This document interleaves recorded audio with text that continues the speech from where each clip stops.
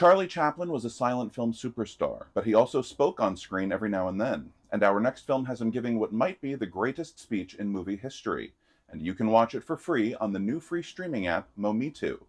Written, directed, and starring Chaplin himself from United Artists in 1940, this is The Great Dictator.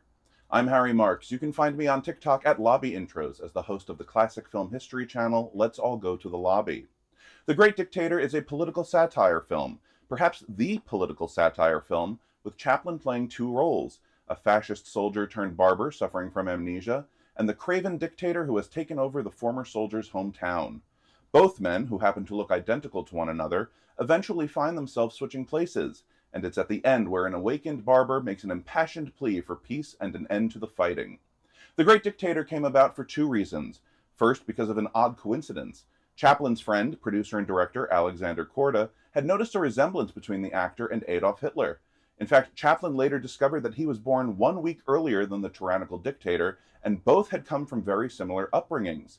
But then he found out more about Hitler's terrible beliefs. That's when Chaplin chose to use their differences as the basis for a new film, one that would allow him to take a definitive side against fascism, while also marking the legendary comedian's entry into the world of talkies.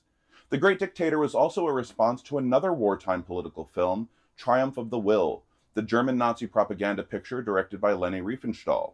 Chaplin and French filmmaker René Clair had gone to a screening together at the Museum of Modern Art in New York City.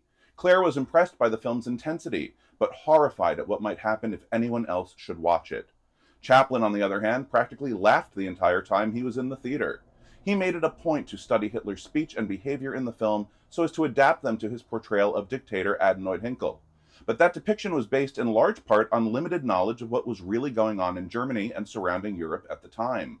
The Nazis' atrocities would not be fully revealed until after the war, and Chaplin later said that he never would have made The Great Dictator had he known the full extent of their crimes. But despite his reservations after the fact, the film was a hit all over the world, especially in the United States, England, and France. Critics praised its message, as well as Chaplin's superb acting and direction. Of course, not everyone was as taken with the picture. Hitler had it banned in Germany and all Nazi-occupied countries, though he did see it himself, twice.